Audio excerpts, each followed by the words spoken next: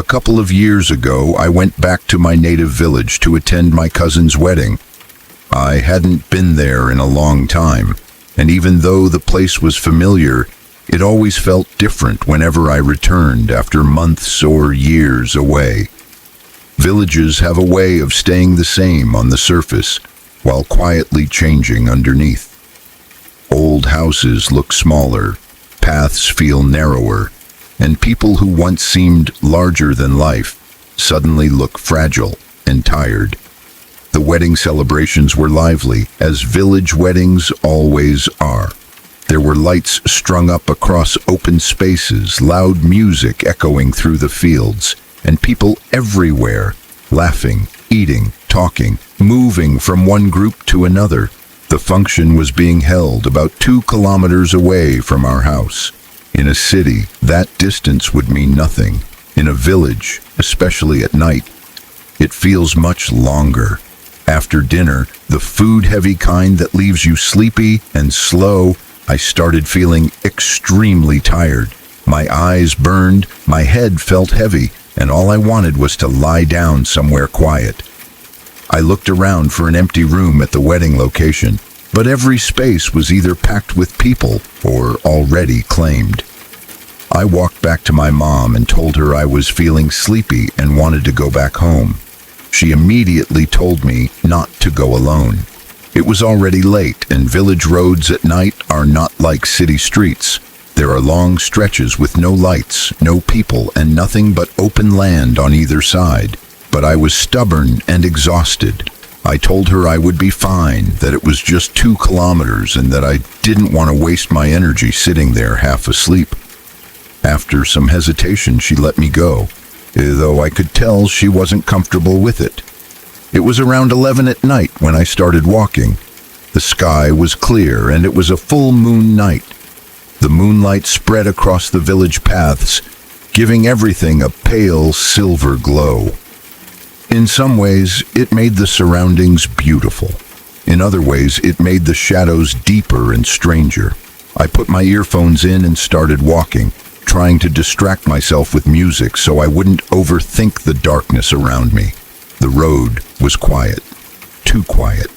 My footsteps sounded louder than usual, crunching softly against the ground. Every now and then, a dog barked somewhere far away.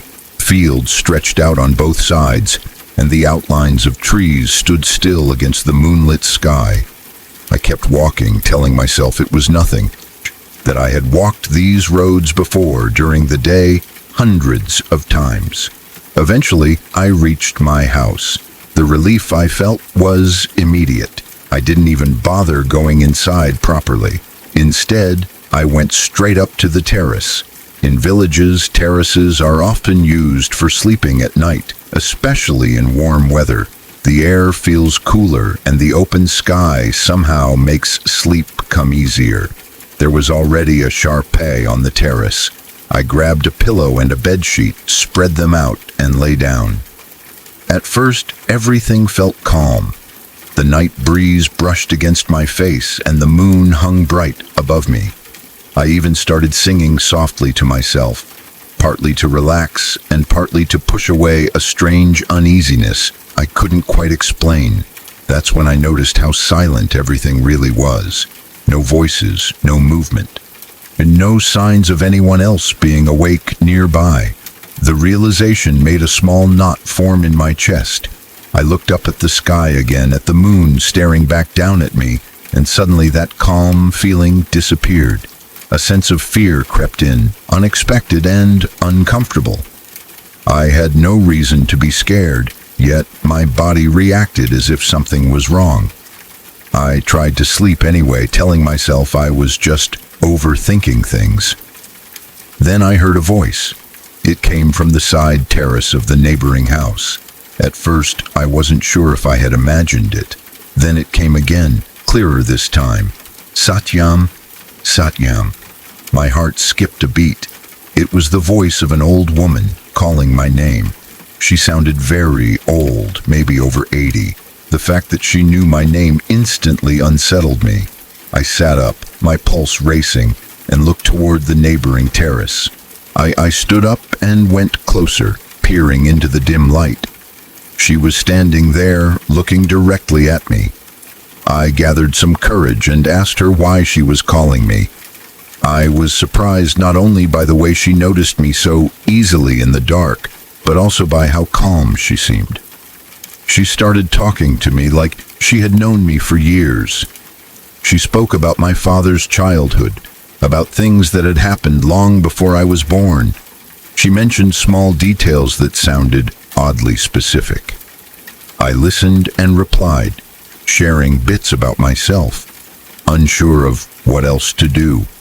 The conversation felt strange but not threatening at first.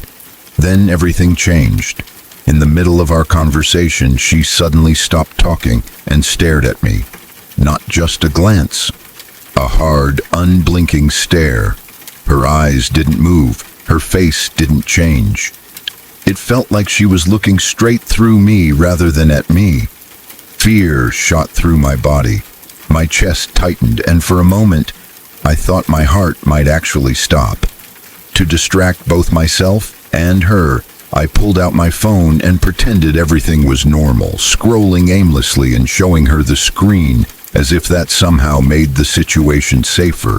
When I looked up again, she was still staring. I wanted to run. Every instinct screamed at me to get away from there. I took a few steps back and forced myself to ask another question just to break the silence. "Dottie, why didn't you attend the marriage function?" I asked. She smiled. That smile slowly twisted into a creepy laugh. It wasn't loud, but it echoed in the quiet night, sending chills down my spine. There was no one else around, just me and her, standing on neighboring terraces under the moonlight. I checked the time on my phone. It was around 2 in the morning. I didn't know what else to do. I wished her good night and backed away, returning to my terrace. I lay down, my body tense, my mind racing. I closed my eyes, hoping sleep would come quickly. After what felt like half an hour, I opened my eyes again. She was still there, standing on her terrace, watching me. That was the moment my fear reached its peak. I considered running downstairs, waking someone up, or even leaving the house entirely. Somehow, I forced myself to stay still. I closed my eyes again, telling myself to calm down, to breathe, to stop imagining things. At some point, exhaustion finally took over and I fell asleep. The next morning, everything looked normal. The sunlight erased the shadows, and the village felt alive again. Later, I found out that the old woman was mentally disturbed. People said she often laughed for no reason and sometimes stared at people for long periods without blinking. Even knowing that, the fear didn't fully go away. When I saw her again in daylight, I still felt that same unease in my chest. Some experiences don't need a supernatural explanation to be terrifying. Sometimes it's the uncertainty, the helplessness, and the way fear lingers long after the moment has passed that truly stays with you. At the time this happened, my family and I were living with my grandparents. It wasn't a short visit either. We stayed there long enough for the house to feel familiar but never quite comfortable. It was an old house, the kind with thick walls, narrow hallways, and rooms that seemed to hold on to shadows even during the day. Nothing terrible ever happened there before, but the place had a heavy feeling to it, especially when you were alone. One room in particular always made me uneasy, even when other people were around. It was my aunt's bedroom. She had moved out years earlier, but most of her things were still there, untouched, like the room was frozen in time. The bed was neatly made, the dresser covered in old perfumes and hairbrushes, and next to the bed stood something that haunted me from the moment I first noticed it. It was a doll, not a small doll you could tuck under your arm. This thing was nearly 2 feet tall and designed in an old Victorian style. Pale plastic skin, painted cheeks, glassy eyes that reflected light just enough to make it feel like they followed you when you moved. The worst part wasn't just how it looked, though. The doll had been converted into a lamp. The lamp didn't have a switch. The only way to turn it on was to hold the doll's hand and raise and lower its arm. The hand was made of hard plastic, always cold no matter the temperature in the room. The idea of having to touch it was bad enough, but the doll was positioned facing the door. Anyone who entered the room was immediately greeted by its lifeless smile as if it had been waiting. As a kid, I hated that doll. I avoided the room whenever possible.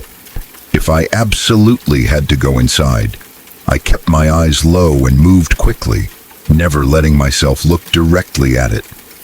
My grandparents didn't understand why it bothered me so much.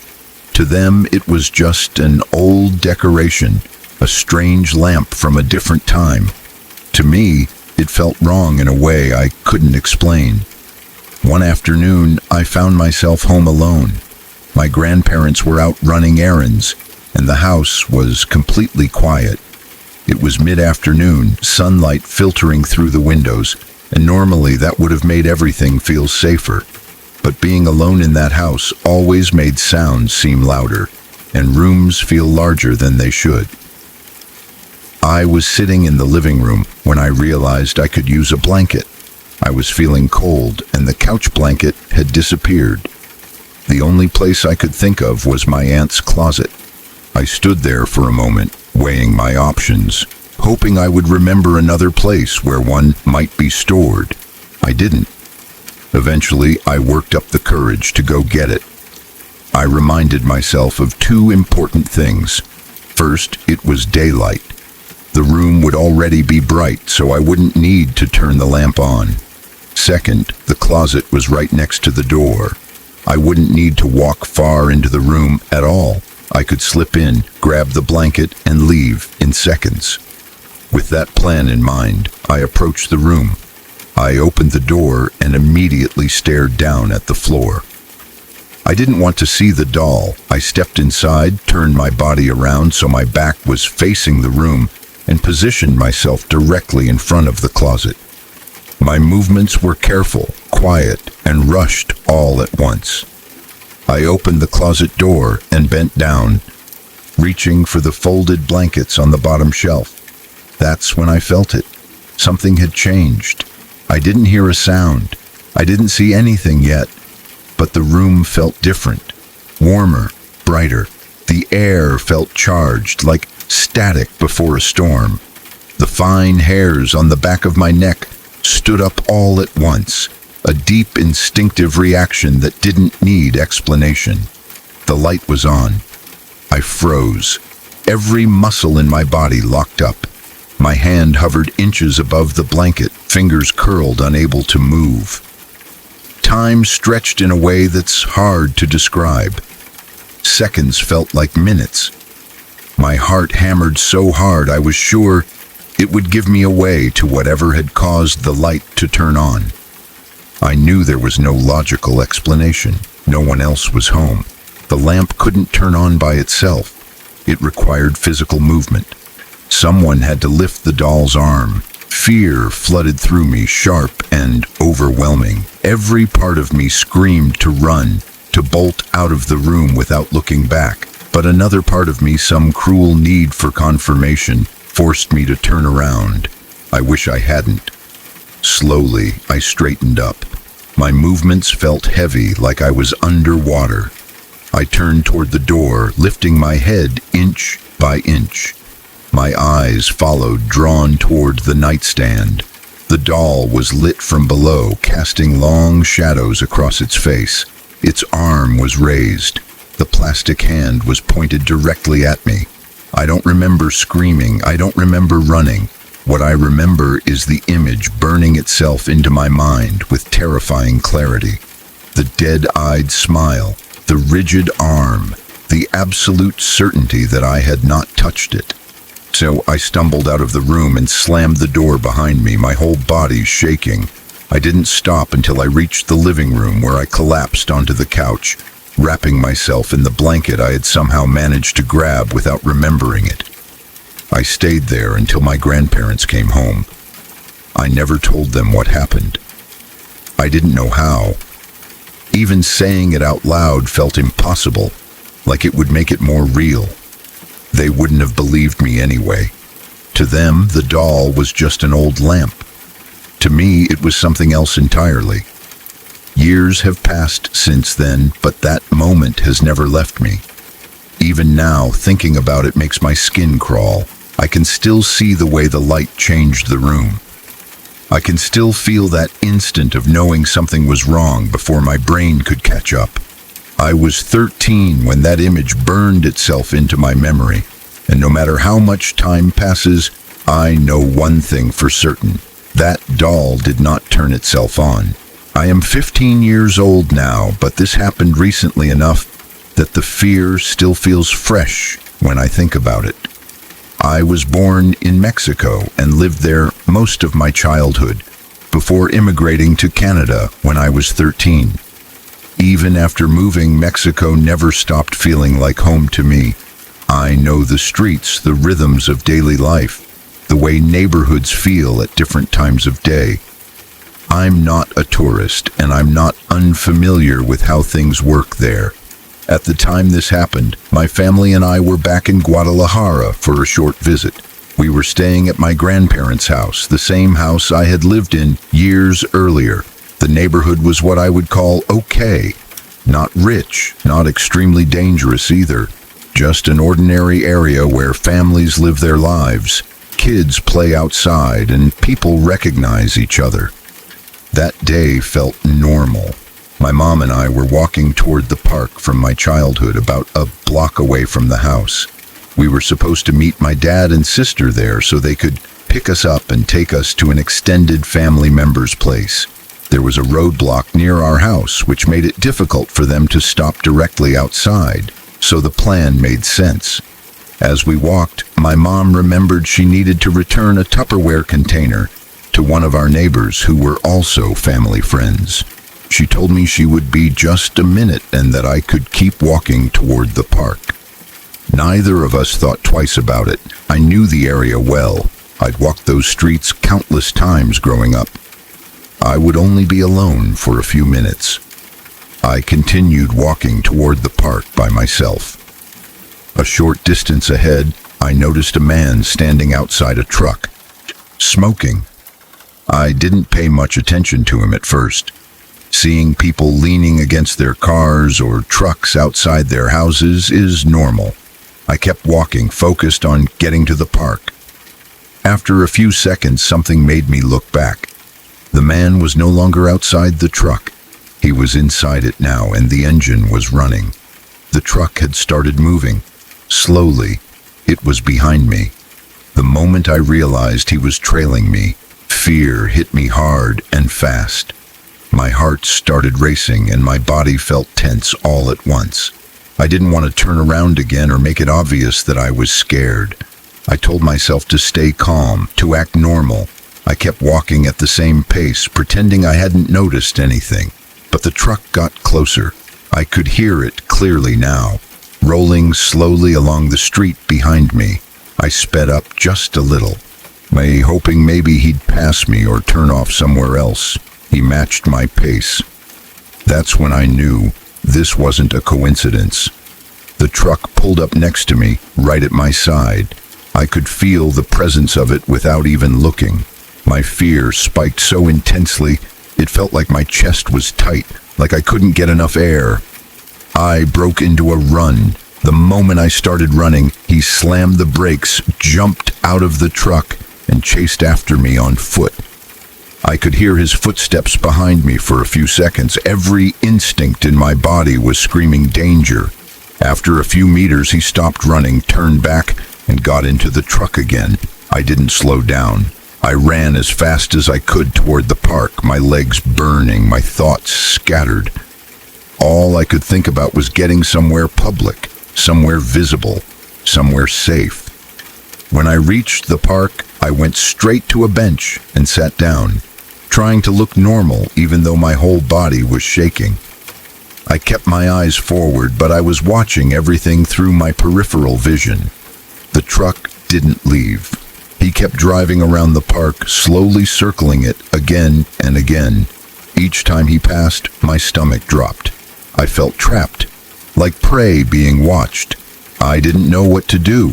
I didn't know if he would get out again or wait for me to be alone. When my mom finally arrived, my fear eased slightly, but not completely. Even with her there, the truck kept circling. He didn't leave. He didn't stop watching. It wasn't until my dad showed up that things changed. My dad is over 6 feet tall and has a military background. The moment he stepped out of the car, the truck finally drove away. Only then did I feel like I could breathe again. Later, when the adrenaline wore off, the reality of what had happened hit me even harder. This wasn't just a creepy moment. This was someone actively following me. Someone willing to get out of his vehicle and chase me. What makes it worse is the context. That neighborhood has a history. There have been missing girls, assaults. There was even a house where sex-trafficked girls were found. And this is considered one of the okay neighborhoods in the city. I had never been scared like that before. Not really, but that day changed something in me. It made me realize how unsafe things can be, even when they feel familiar, even when you belong there, even when you think you know the rules. I'm not a clueless foreigner. I grew up there, and if this could happen to me, in a place I once felt safe, it means it can happen anywhere. That's what still scares me the most. Sometimes the most terrifying moments aren't loud or dramatic. Sometimes they happen in broad daylight, on a quiet street you've walked your whole life, and they end with you sitting on a park bench, pretending everything is fine while your heart is still trying to escape your chest. And those moments stay with you long after the danger is gone. I still remember that drive clearly, even though it happened a couple of years ago. It wasn't supposed to be anything special, just a long, boring trip home after a family reunion. The kind of drive you've done 100 times before, where you already know every stretch of road, every turn, and every long, quiet gap between towns. I had stayed later than I planned, laughing and talking with relatives I didn't see very often, but I couldn't stay the night. I had work the next morning, and calling in sick wasn't really an option for me. So, close to nightfall, I said my goodbyes, got into my car, and started the 2-hour drive back home. At first, everything felt normal. The radio was on low, just enough to fill the silence, and the road was mostly empty. As the sky got darker, the drive started to feel longer than it should have. The roads I took weren't highways with bright lights and steady traffic. They were narrow, winding roads with thick bushes and tall trees pressed in on both sides. The kind of roads that feel fine during the day, but take on a completely different personality at night. Headlights barely reached past the tree line, and beyond that, it was just blackness. About 45 minutes into the drive, it hit me all at once. That sudden, heavy tiredness that seems to come out of nowhere. One moment you're fine, and the next, your eyes feel too heavy to keep open. I tried rolling the window down to let cold air in.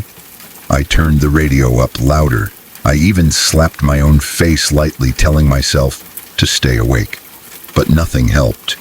The tiredness settled deep, like it had been waiting for the right moment to grab me. See, I knew I shouldn't keep driving like that. I could feel my focus slipping, my mind drifting in and out. I started scanning the sides of the road for a safe place to pull over, a rest stop, a gas station, even a wide shoulder where I could park without feeling exposed. But there was nothing. Just more trees, more bushes, and the occasional car passing in the opposite direction. Eventually, I made a decision that I still think about to this day. It wasn't a smart decision, but at the time, it felt like the only option. I pulled over onto a patch of grass just off the road behind some thick bushes. I figured if I tucked the car in far enough, it wouldn't be obvious to anyone passing by. The idea of sleeping on the side of a dark, deserted road didn't feel great, but I felt even worse about the idea of falling asleep while driving. I checked the time on my dashboard clock. 11:22. I remember that number clearly. I leaned my seat back, shut off the engine, and told myself I would just close my eyes for a little while. Maybe 20 minutes, just enough to clear my head. I didn't even fully lie down. I just rested, still half-dressed, keys still in my pocket. The next thing I knew, a sound pulled me out of sleep. At first, it was faint, a scratching noise, soft but close. My eyes snapped open and my heart jumped before my brain could catch up. I looked at the clock again.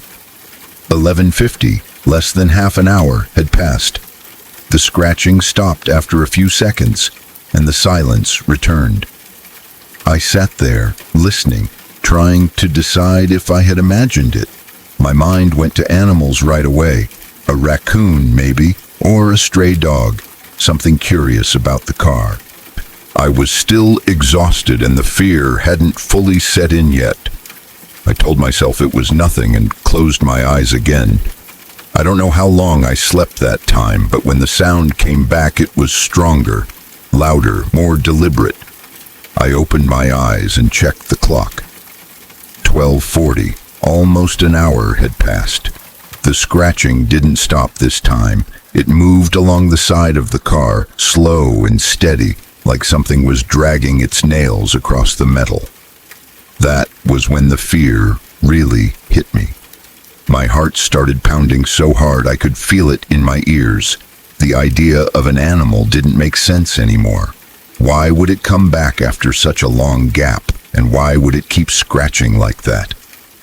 I sat up slowly, barely breathing, afraid that any movement would draw attention. My hands were slick with sweat as I reached for the rearview mirror, angling it just enough to see behind me. For a split second, I caught a glimpse of something moving away from the car, a shape, low and fast, disappearing into the trees. I couldn't make out details, just movement, but it was enough. My mind went to the worst place immediately. That old story everyone knows about the killer with the hook scratching cars on lonely roads. I had heard it growing up, laughed about it like everyone else, but in that moment it didn't feel funny at all. My chest tightened and a single thought filled my head. Get out. Now. I didn't waste another second. I turned the key, started the engine, and pulled back onto the road as fast as I could. My headlights swept across the trees, and every shadow looked like it was moving. I told myself to keep driving, not to stop for anything. Just ahead, that there was a bend in the road, no more than 100 yards away. As I came around it, my stomach dropped. There was another car parked off to the side of the road. Its driver's side door was wide open. I slowed down without meaning to, my foot easing off the gas. My eyes scanned the inside of the car, looking for movement, for someone slumped over the wheel, for anything that would explain why it was there. But the seat was empty, no one inside. The open door looked like a mouth frozen mid-scream. A wave of unease washed over me. Every instinct told me not to stop, not to get closer. I forced myself to keep moving, passing the car and watching it disappear in my side mirror. Then I checked my rearview mirror again. At first, I didn't see anything, just the dark curve of the road behind me. And then suddenly, someone came sprinting around the bend. A man. He was running hard, arms pumping, his face twisted with something I couldn't clearly read in the dim light. Panic, anger, desperation. I couldn't tell which, but none of them were good. As he got closer, he started screaming. His voice cut through the night, sharp and wild. "Hey, hey, you! Get the fuck out of your car, now!" Every hair on my body stood on end. There was no hesitation, no thought. Pure instinct took over. I slammed my foot down on the gas and sped away. My heart racing so hard, I thought it might burst out of my chest.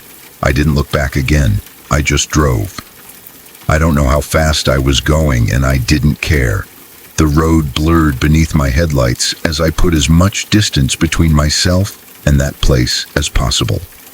Every few seconds, I checked my mirrors, expecting to see headlights chasing me or that man running into the road again.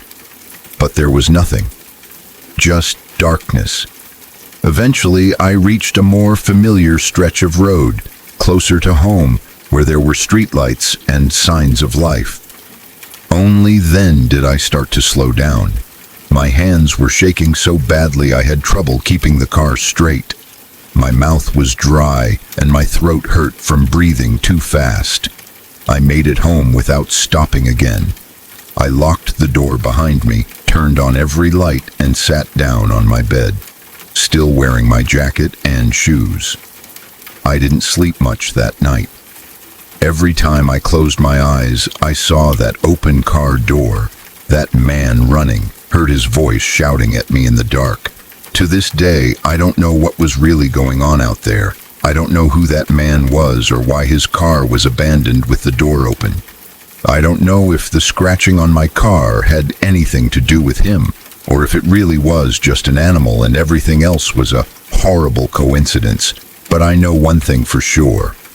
I was in the wrong place, at the wrong time, and I learned a lesson that night that I will never forget. No matter how tired you are, no matter how tempting it seems, don't pull over and sleep on the side of a deserted road. Some places feel empty for a reason, and sometimes you're not as alone as you think. It happened recently, sometime around 2 in the morning. The house was quiet in that deep, heavy way it gets late at night, when most people are asleep and even the air feels still. I was lying on my bed, scrolling on my phone, texting with a close friend on WhatsApp. We had been chatting casually about random things. Nothing important, just passing time. Eventually, she told me she was feeling sleepy, said goodnight, and went offline. I wasn't sleepy at all. My mind still felt awake and restless, so I decided to spend a little more time on my phone. I plugged my earphones into it, thinking I'd play some music soon. The weather was cold that night, the kind of cold that makes you feel uncomfortable if you lie still for too long. After a few minutes, I felt the urge to use the washroom. I placed my phone on the bed, left the earphones plugged in, and got up. The room was dimly lit by a small bedlight, just enough to see shapes and outlines. I walked toward the washroom, did what I needed to do, and stepped back out into the hallway. As I did, I heard the sound of stray dogs outside, barking and fighting somewhere in the distance. It was loud, aggressive, and sudden, but not unusual. Dogs often fight at night, especially around that time, so I didn't think much of it. I went into the kitchen to drink some water. The tiles felt cold under my feet, and the house felt emptier than usual. I poured myself a glass, drank slowly, and then headed back to my room. The darkness seemed thicker now, even though the bed light was still on, softly lighting part of the room and leaving the rest swallowed in shadow. I lay back down on the bed, adjusted my pillow, and picked up my phone. I put the earphones back into my ears and unlocked the screen.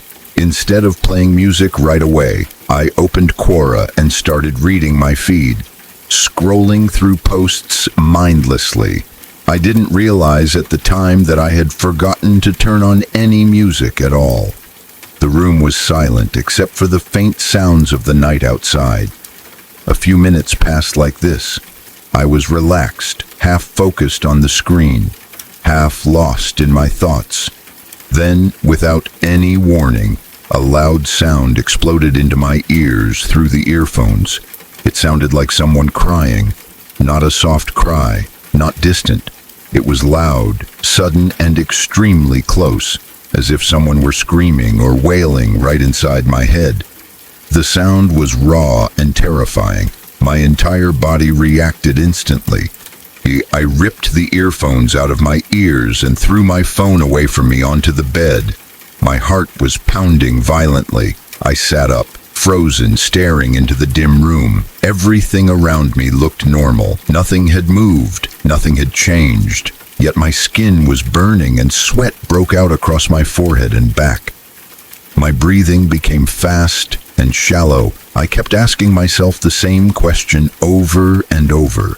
Where did that sound come from? I hadn't opened any video. I wasn't playing music. I was only scrolling through Quora. The app doesn't randomly play crying sounds. My phone lay there silently now, innocent and dark. I checked the time. It was around 2:30 in the morning. Outside, the dogs started barking again. Louder this time, more frantic. That's when fear really began to take hold of me. Normally, I don't believe in ghosts or paranormal things. I consider myself a rational person. But in moments like that, when you're alone in the middle of the night, your mind doesn't stay rational for long. The strange sound in my earphones combined with the dogs barking outside triggered every scary story I had ever heard or read. Thoughts rushed in without permission. What if something was wrong? What if I wasn't alone? What if that sound wasn't just an accident? My hands began to shake. Sweat dripped down my temples. My chest felt tight and my heart refused to slow down. I felt completely exposed, like the darkness itself was watching me. I forced myself to count from 1 to 10, slowly, trying to calm my nerves. I told myself to breathe. I told myself there had to be an explanation, even if I couldn't think of it yet. I sat there in silence, listening carefully, waiting for something else to happen. Nothing did. After some time, I placed my phone and earphones aside, untouched. I didn't dare put them back on.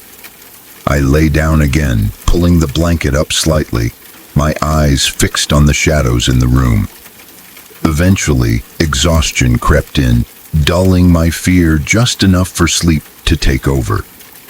I don't know exactly when I fell asleep. Even now, when I think about that night, I feel goosebumps rise on my skin. I don't know whether it was some kind of glitch, a background app, or something my tired mind exaggerated into something terrifying. All I know is how real that fear felt in that moment. The sound was vivid, the panic was intense, and the memory still makes my stomach tighten. It felt like a nightmare I was awake for. And it's something I never want to experience again.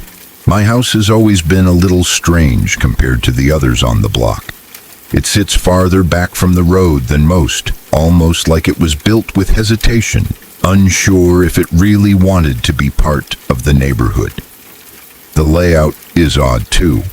The sidewalk runs straight along the length of the living room and ends right at the front porch, which opens directly into that same living room. There's no hallway buffer, no sense of distance between inside and outside, just glass and space.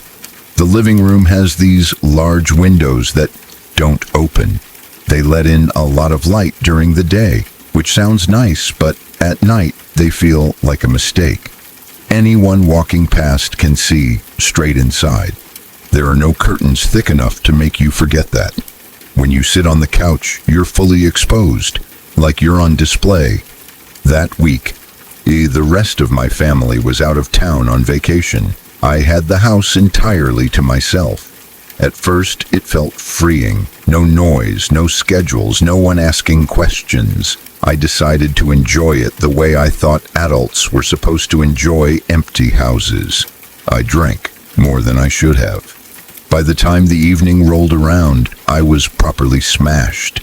The kind of drunk where everything feels a little distant and soft around the edges. I remember lying down on the couch sometime around 9. I told myself I'd just rest for a minute before heading back to my bedroom. But when I thought about standing up and walking through the dark house, something in me hesitated. The living room suddenly felt safer than the hallway. Even though the couch was directly under those big windows, I stayed where I was. I passed out there, lights off, house silent. I woke up suddenly, with no warning. I didn't know why at first. I just knew something was wrong. My body was covered in chills, deep and intense, like I had been dropped into ice water. I lay there for a few seconds, trying to understand what had pulled me out of sleep. The house was still dark, quiet, too quiet. Then the banging started. It came from right above me. I froze instantly. My heart slammed against my ribs, but I didn't move a muscle. Slowly, carefully, I opened my eyes and looked up toward the window above the couch. A shape was there. Someone was standing outside, right on the other side of the glass, pounding on it with both hands. I couldn't see their face clearly. Just a body close enough that the window shook with every hit. The sound was dull and heavy, vibrating through the room and into my chest. I was close enough that I could see the outline of their arms, rising and falling as they struck the glass. I didn't scream. I didn't sit up. I didn't even breathe properly. I lay there, staring, afraid that any movement would make them notice me more than they already had. Without turning my head, I glanced down at the cable box. The faint glow of the display told me the time. Just after 3 in the morning. The banging didn't stop. It went on, steady and relentless. Each hit felt louder than the last. My mind raced, trying to come up with explanations that made sense. Maybe someone was drunk. Maybe they thought this was someone else's house. Maybe they'd go away if I stayed quiet. Then it stopped. The silence was almost worse. My ears rang from the sudden absence of sound. I stayed perfectly still, staring at the dark window, waiting for something else to happen. A few seconds passed. Then it started again, this time from 2 directions. Someone resumed banging on the window above me, just as hard as before. At the same time, another person began pounding on the front door. The sound echoed through the house, sharp and violent, shaking the door frame. They weren't knocking. They were hitting it over and over like they expected it to give way. My entire body locked up. I felt trapped, pinned to the couch by fear. I couldn't tell how many people were outside. 2, maybe more. My mind filled in the worst possibilities. I thought about the fact that the rest of my family was gone, that no one would hear me, that even if I called for help, it might not come in time. They didn't speak. No shouting, no laughing. Just the sound of fists against glass and wood over and over again. It felt deliberate, like they knew exactly what they were doing, like they were testing how long it would take for me to break. Minutes dragged by. Every second felt stretched and heavy. My muscles ached from staying so still, but I didn't dare move. I was terrified that if they saw me move inside, if they knew someone was awake, things would get worse. The banging continued for what felt like forever. Later, I realized it had been close to 40 minutes. 40 minutes of lying in the dark, listening to people try to force their way into my house, not knowing if they would succeed. And then, just as suddenly as it started, it stopped. No footsteps fading away, no doors slamming, just silence. I stayed there long after, too afraid to move, listening for any sign that they were still outside. My heart wouldn't slow down. My hands were numb. Every shadow in the room felt like it was shifting, waiting. Eventually, the sky outside began to lighten slightly, the faint hint of early morning creeping in. Only then did I finally sit up. My body felt weak, like I had run a marathon without moving an inch. Nothing was broken. The door was still locked. The windows were intact. There was no sign anyone had been there at all, but I knew they had. That experience changed me. After that night, the house never felt the same. I was constantly on edge, jumping at every noise, checking the windows and doors repeatedly. Sleeping alone felt impossible. The idea of being vulnerable in my own home made my stomach twist. The next day, I called a friend and asked if he would come over and stay with me for the rest of the week. I tried to sound casual about it, but I'm sure the fear came through anyway. He laughed and said, "What the fuck for, so that we can both be murdered in our sleep?" That didn't help. Even now, when I think back on that night, I can still hear the sound of fists hitting glass. I can still feel the cold fear settling into my bones. It remains one of the most terrifying experiences of my life, not because of what happened, but because of what could have. That night started out feeling completely normal, almost boring in a comforting way. It was summer, the kind of summer night where the air is warm but not heavy, and the streets feel calmer once most people have gone home. A friend and I had gone out riding our bikes just to clear our heads and enjoy the quiet. We weren't doing anything risky or unusual. We stayed in familiar areas, talking, laughing, stopping now and then to rest. By the time midnight came around, we were both tired in that relaxed way that comes after a long evening outside. Eventually, we reached the point where we usually split up. My friend lived in one direction, and I lived the other. From there, I only had about 2 blocks left to ride before I'd be home. It was close enough that I didn't think twice about riding alone. I had done it plenty of times before. Yeah, because of construction on the road, I had to ride on the sidewalk instead of the street. Normally, I preferred the road, but that night it didn't seem like a big deal.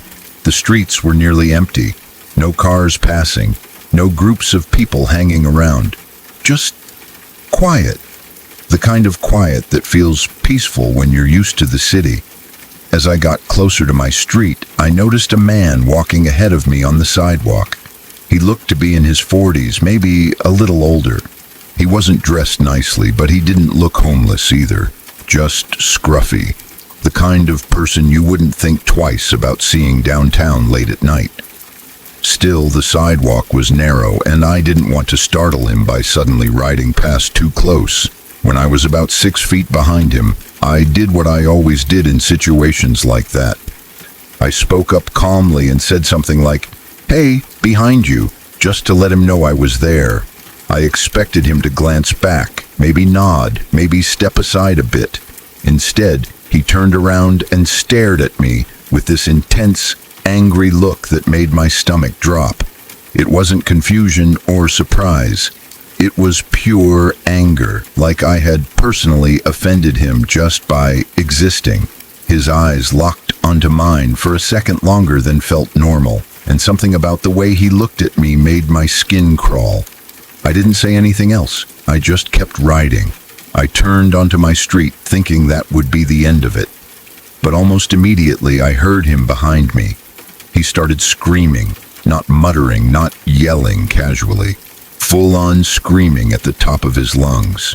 He was calling me names, swearing, shouting about how I was a horrible person and how he was going to kill me. His voice echoed down the empty street, sharp and aggressive in the quiet night.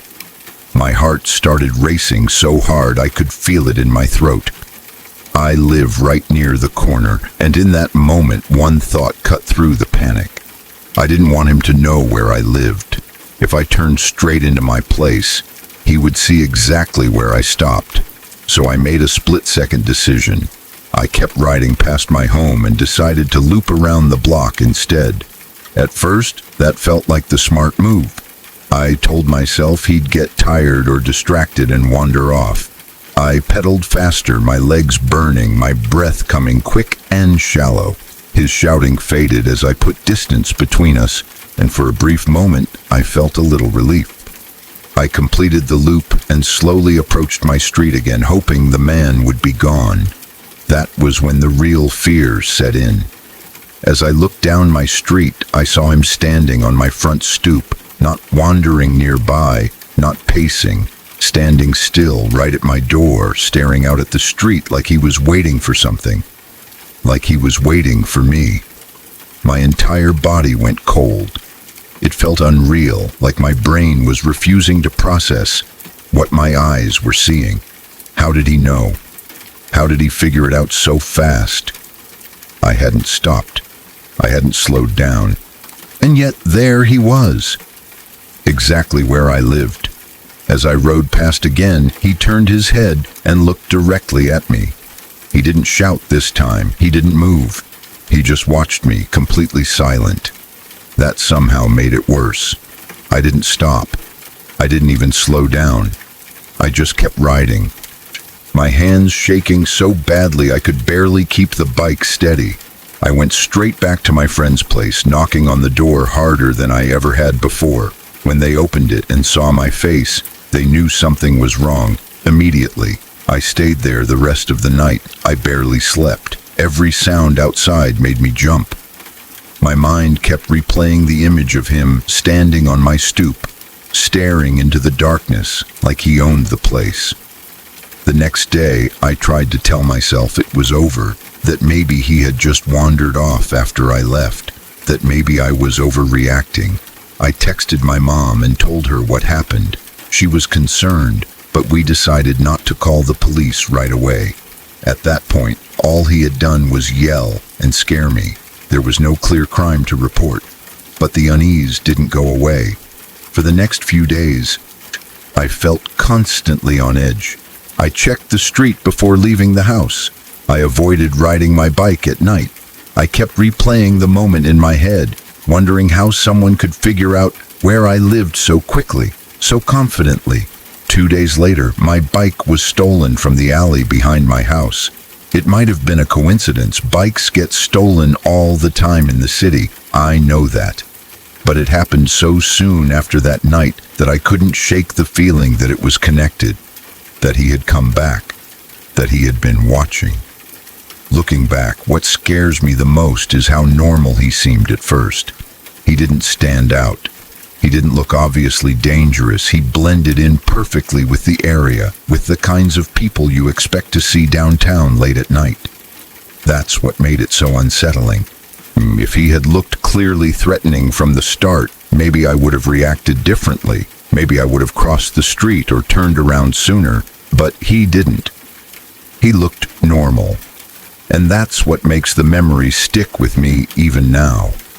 The idea that something so terrifying can come from someone who, at first glance, seems completely ordinary. That a quiet, familiar street can turn into something dangerous in seconds. Even now, years later, I still think about that night when I ride alone after dark. I still feel that same tightness in my chest when I remember his face and the way he stood there, waiting. And I still lock my door a little faster, double-checking it, just in case.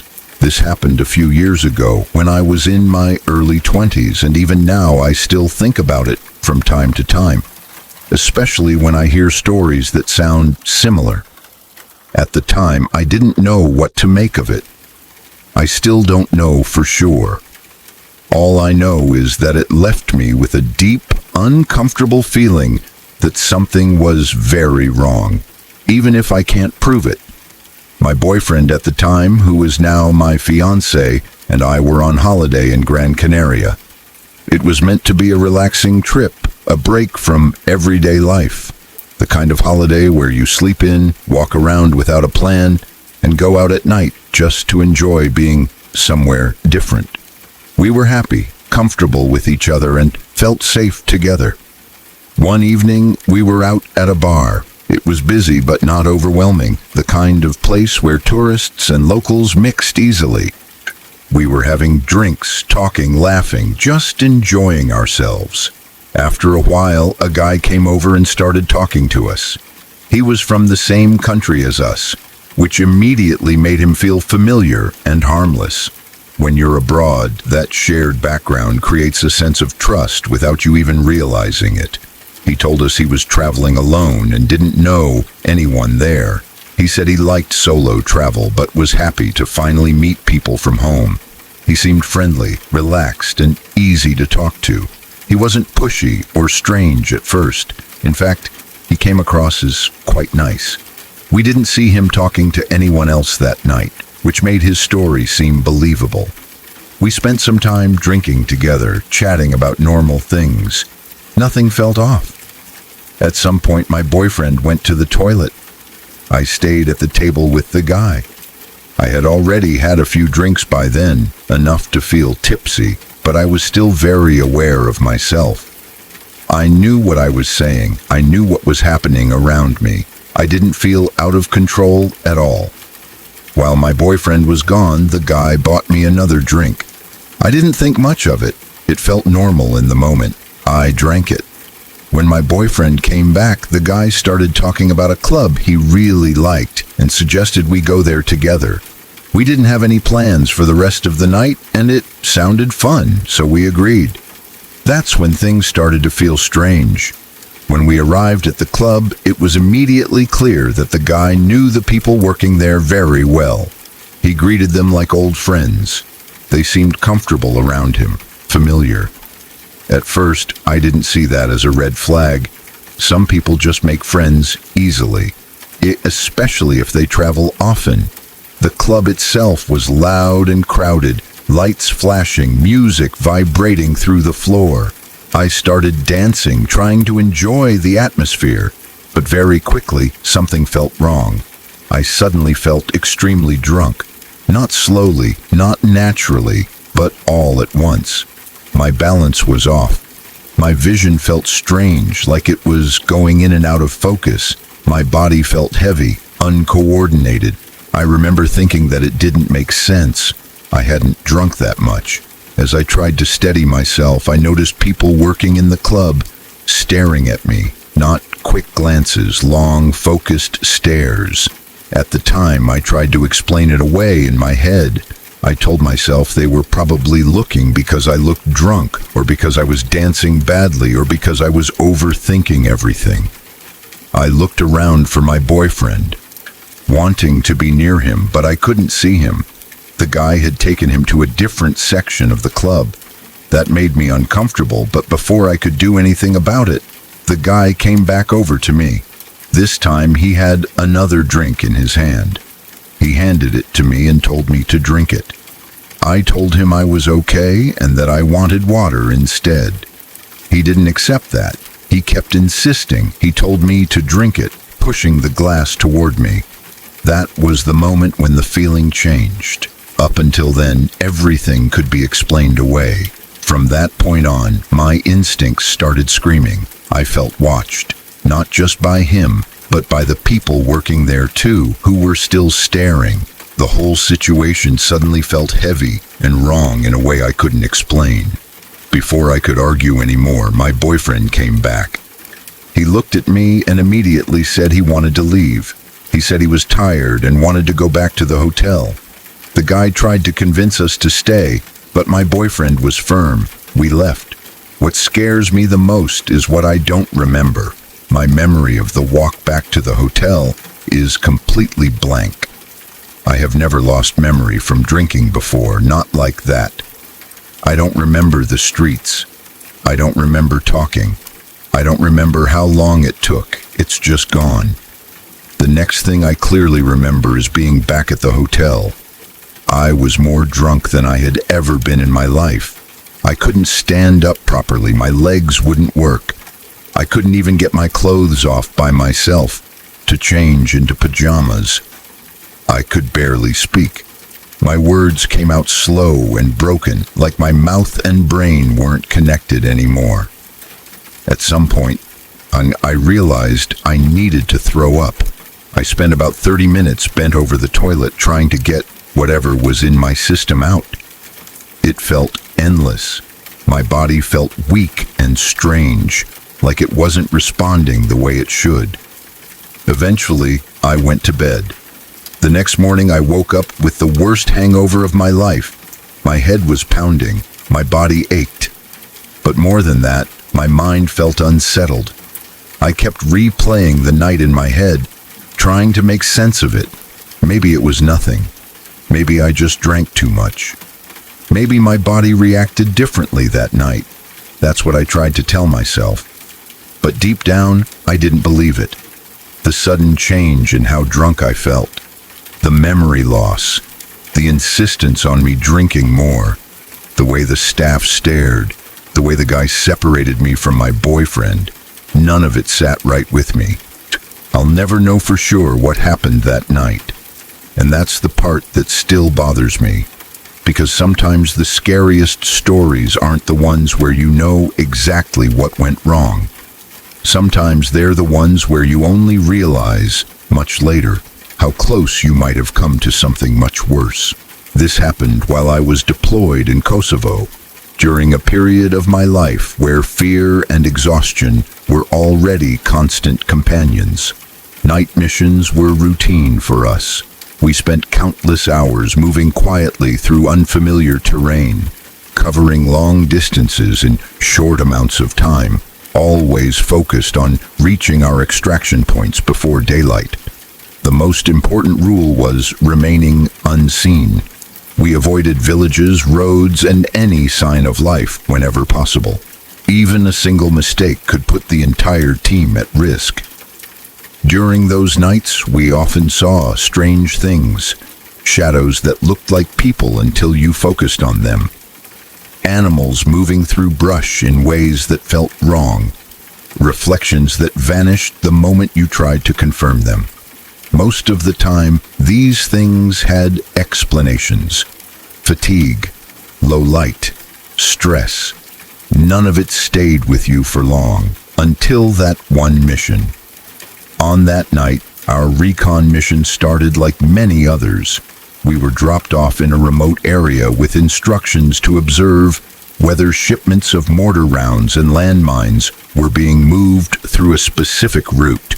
Our extraction was scheduled before sunrise, and we needed to cover just over 17 kilometers to reach it.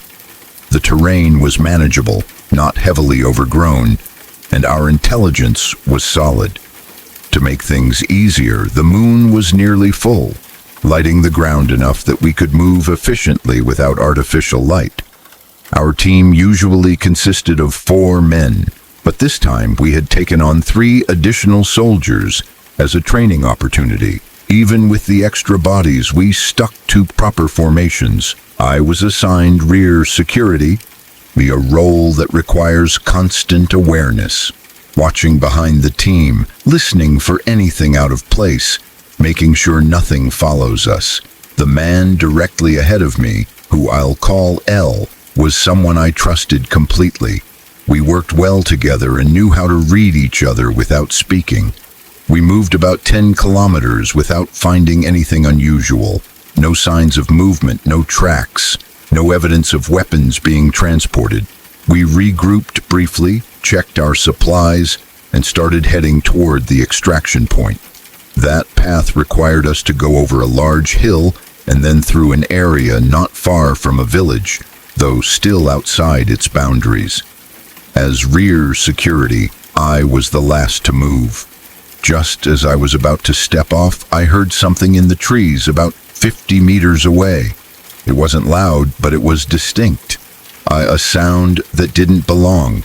I turned my head slightly and saw that L had also stopped. He was listening too. The rest of the team kept moving forward unaware. New guys don't always remember to look back. At first, we assumed it was an animal. Deer were common in the area. Still, Elle and I started moving using bounding techniques, covering each other as we advanced. The sound continued, faint but persistent. I told Elle to push forward and rejoin the team, while I stayed back to cover our rear. He hesitated but followed the order. I found a spot with decent cover and stayed perfectly still. I controlled my breathing and scanned my surroundings. A couple of minutes passed. Then I saw movement in front of me. Trees shifting about 15 meters away, as if something had passed through them and then stopped. Everything went silent. Eventually, the team doubled back, spreading out and surrounding the area I had indicated. When we regrouped, there was nothing there. No tracks, no broken branches, nothing to prove that anything had been following us. The others joked about it afterward, teasing Elle and me for being jumpy. We laughed it off and kept moving. Later, after another 2 kilometers, we reached an orchard we needed to cross. The moonlight was bright enough that the trees cast long shadows across the ground. We moved carefully, using the trees for cover while staying near the center of the orchard. Just before I entered, I heard the sound again. This time, it was different. It sounded like a child laughing. A soft giggle, light and brief. Not threatening, not loud, completely out of place. I froze.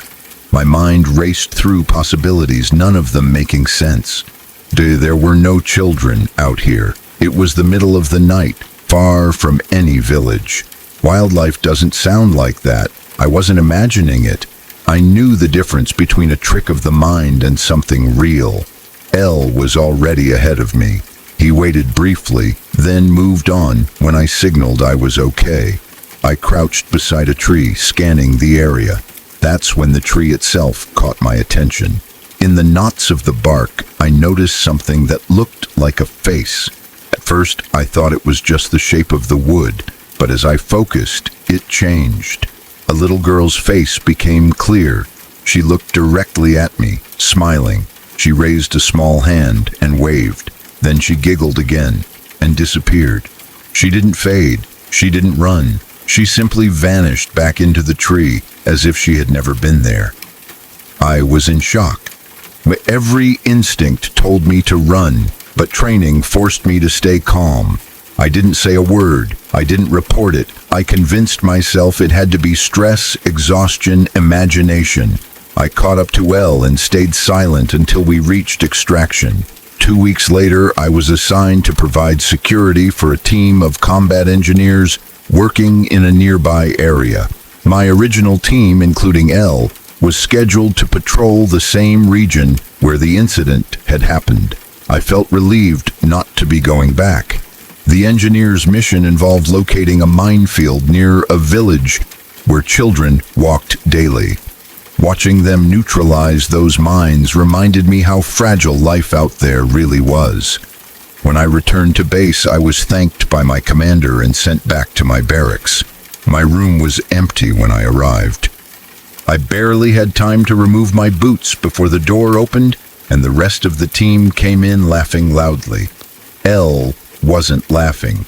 Someone joked that L had said he would never patrol that area again. I stayed quiet. A few days later, while supervising some scouts, L finally spoke to me privately. He asked me what I saw that night. I tried to brush it off, saying it was probably nothing. He looked at me seriously and said something that made my blood run cold. He said he saw her too. He described a little girl inside a tree. I had never told him anything, not a word. When I saw her, he was far away and couldn't have seen where I was looking. There was no way he could have guessed that detail. We never talked about it again. But I know what I saw, and I know I wasn't alone. When I was about 10 or 11 years old, I got sick on a school day. It wasn't anything serious, just one of those illnesses where you feel weak, a little feverish, and miserable enough that going to school isn't an option. My parents both worked full-time, and neither of them could take the day off. After a short discussion that I overheard from my bedroom, they decided I would stay home alone. They made it very clear that I was not to open the door for anyone, no matter what. I remember them repeating all the usual warnings about strangers, about pretending not to be home, about staying inside and keeping the doors locked. At that age, staying home alone felt like a strange mix of freedom and unease. I was old enough to understand basic rules, but young enough that the house felt bigger and quieter, without adults in it. After my parents left, I wrapped myself in a blanket and sat in the front room watching television. The front room had a large bay window that looked directly out onto the street. It was a main road, fairly busy, with a row of small shops across the way. Throughout the day, people walked past constantly. Shoppers, delivery drivers, people heading to work or stopping for a coffee. At first, I didn't think much of it. I lay on the sofa, half watching cartoons, half dozing off. But after a while, I started to feel uncomfortable knowing that people could easily see into the room. Even though the glass was slightly reflective, I still felt exposed, like I was on display. Eventually, I stood up and pulled the curtains together just enough to block the view, leaving a small gap so some light could still come in. As I did that, something caught my attention. A man was walking past the house. He looked to be in his late 40s or early 50s. He had a beard, glasses, and was wearing a green knitted jumper. There was nothing obviously wrong about him at first glance, but something about the way he moved made me pause. He walked slowly, not in a rush like most people on that street. His eyes seemed unfocused, like he wasn't really looking at the shops or the road just ahead of him. I watched him pass and then turned back to the TV. About 10 minutes later, I noticed him again. He was walking past in the same direction as before. That immediately struck me as odd. The street wasn't circular. To walk past the house twice in the same direction meant he must have turned around somewhere nearby and come back. I felt a small knot of unease form in my stomach, but I told myself I was overthinking it. People walk back and forth all the time. Maybe he forgot something. Maybe he was waiting for someone. Another 10 minutes passed. Then he appeared again. This time, he stopped. He stood at the edge of our driveway and looked directly at the front window. Even though the curtains were mostly closed, I felt certain he could see the outline of the room. He stood there for what felt like a long time, though it was probably only 30 seconds. My heart started to pound. I crouched slightly, staying out of sight, barely breathing. Then he walked toward the front door. Our house was an old Victorian sandstone building with heavy storm doors at the front. You needed a key to open them from the outside. As he passed the window near the door, he leaned slightly and peered inside. I froze. He knocked on the door a few times. The sound echoed through the quiet house, loud and sharp. Something inside me screamed not to answer. I stayed completely still. The TV murmured quietly behind me. He knocked again, harder this time. Then he moved to the front window and started banging on the glass. His mouth was moving, but I couldn't hear what he was saying. My ears rang with fear. I remember thinking about my parents' words, about not answering the door, about pretending not to be home. Then I saw the change in his face. It was subtle but unmistakable. A look of realization, like something had just occurred to him. His eyes shifted, scanning the side of the house. The back door. My parents never locked it during the day. We had a dog, and they liked him to be able to go in and out freely. That thought hit me like ice water. I didn't stop to think. I ran through the house as quietly and quickly as I could, my socks sliding on the floor, my chest tight with panic. I reached the kitchen and grabbed the back door handle. My hands were shaking so badly that it took effort to get the key into the lock. Just as I turned it and locked the door, I heard the handle move. Someone was trying to open it. The handle rattled violently, twisting back and forth. Then came the banging. Loud, desperate bangs that shook the door in its frame. I stumbled backward and collapsed onto the floor, curling up into a ball, my arms wrapped around my head. I couldn't scream. I couldn't move. I just listened. He tried the door again and again. Then he moved to the windows. I could hear him testing them one by one, fingers scraping against glass, a dull thud as he pushed, checking for weakness. Every sound felt amplified. Every second stretched out painfully long. I remember thinking that this was it, that he was going to find a way in, that my parents weren't coming home for hours. After what felt like forever, the noises stopped. I stayed on the floor, unmoving, too afraid to lift my head. Minutes passed. 10, 15. I didn't know how long. Eventually, I gathered enough courage to crawl to the back door and peek through the glass. He was gone. I didn't move from that kitchen until my parents came home. When they finally did, I broke down crying and told them everything. The police were called, but nothing ever came of it. No one was caught. No one matched the description exactly. The man was never seen again. Even now, years later, I still think about that day. About how close it came to being something much worse. About how a single memory locking that back door may have saved my life. And about how quietly danger can arrive on an ordinary day when you're just a sick kid watching TV at home.